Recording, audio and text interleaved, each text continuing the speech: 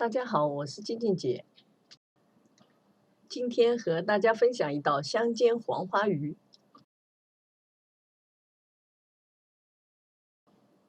清洗好的黄花鱼，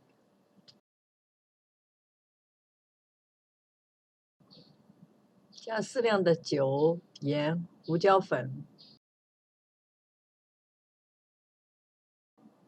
抓拌均匀，腌制半小时。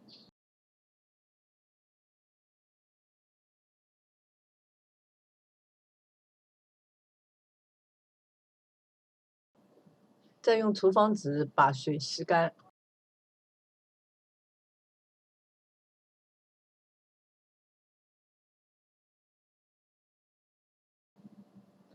再把鱼整齐地排列在盘中，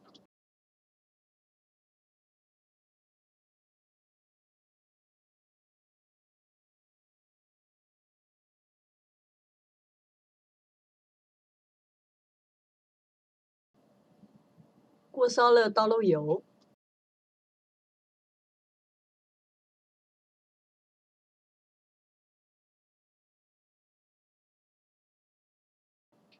再放入黄花鱼，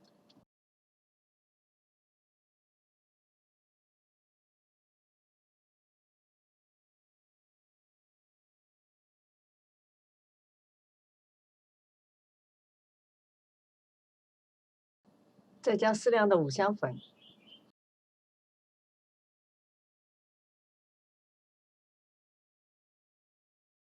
再晃动一下锅，避免粘底。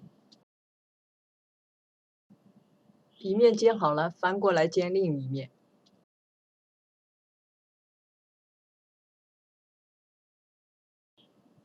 这一面也要撒点五香粉。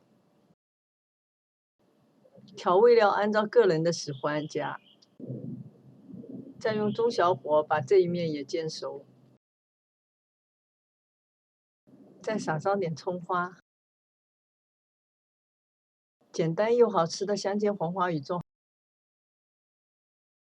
喜欢我的视频请订阅，你们的订阅就是我更新的动力，谢谢。